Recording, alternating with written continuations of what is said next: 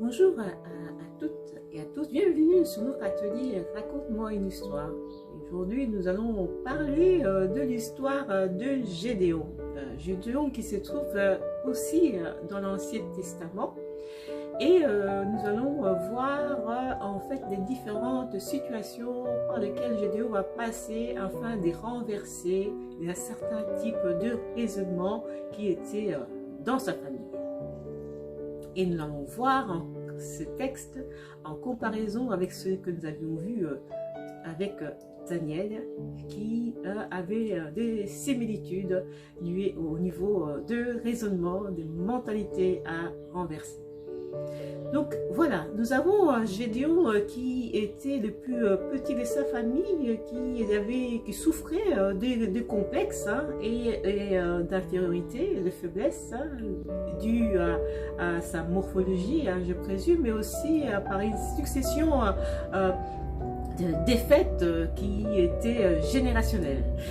Donc, sa famille avait des raisonnements de défaite, voilà, d'échecs dans leur pensée. Et donc, ils avaient érigé un certain nombre d'autels de pensée dans ce sens.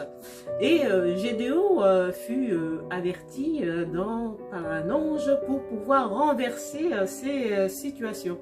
Et voilà, et Josué, étonné de ce qu'on fait appel à sa personne pour pouvoir renverser ces types de raisonnement, Josué va demander la confirmation, voilà, la confirmation de cet appel assez particulier, donc qu'on faisait appel à lui spécialement. Donc voilà.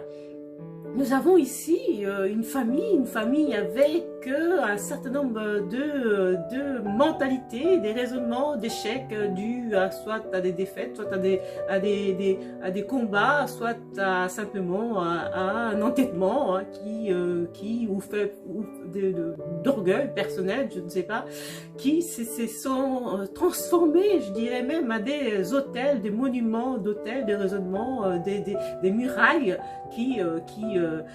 qui faisait que sa famille était dans une forme de défaite générale, je dirais même au sein du village, au sein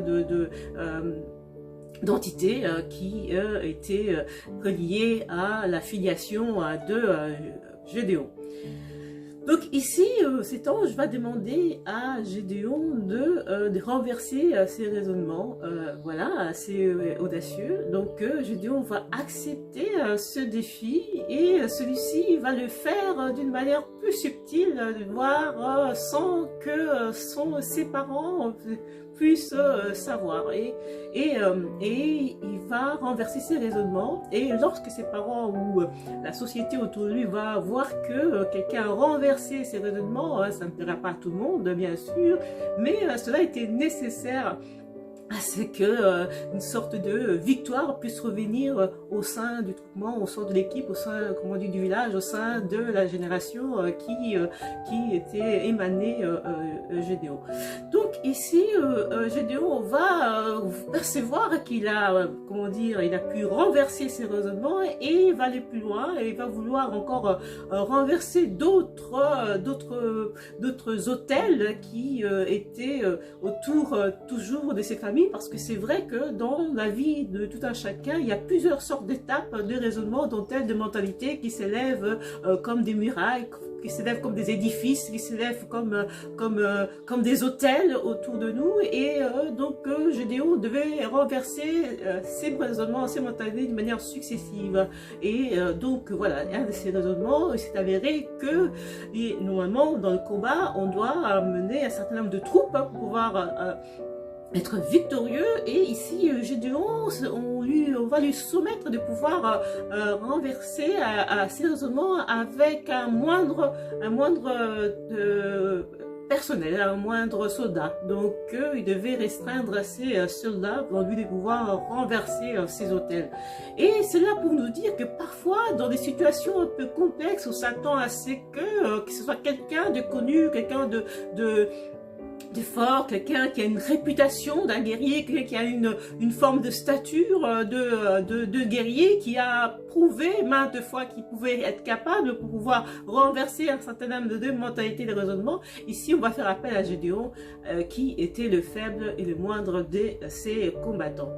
Et donc, voilà. Et aussi, pour que la victoire soit intense, pour que la victoire puisse marquer dans les esprits, pour que la victoire soit vraiment glorieuse, on va lui demander de pouvoir avoir un moindre effectif. Donc, Gédéon va réduire ses effectifs pour pouvoir avoir une victoire assez conséquente, dans le sens de pouvoir marquer les esprits et que la victoire soit manifeste.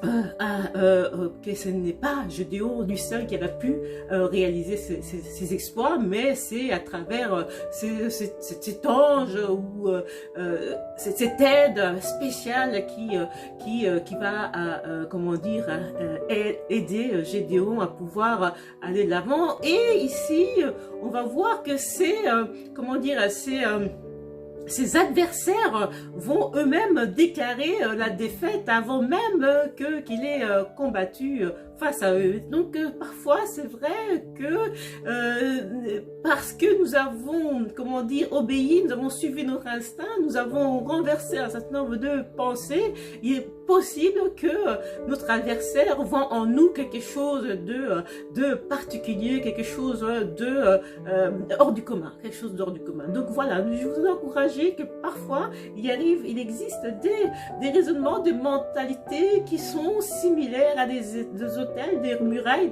des pensées qui s'élèvent d'une manière un peu traditionnelle, et donc on se vautre dans ces raisonnements, et que parfois c'est le plus petit de nous, parfois c'est la personne inconnue, pardon, parfois c'est une personne qu'on s'attendait pas, qu'on s'attendait moins, qui doit renverser ces raisonnements, ces pensées. Alors que il y avait un chef, il y avait un leader, il y avait des gens qui étaient plus capables, plus aptes à renverser ces raisonnements, ces mentalités. Donc voilà, je vous encourage encore à écouter notre atelier Raconte-moi une histoire, et je vous dis à très bientôt. Merci.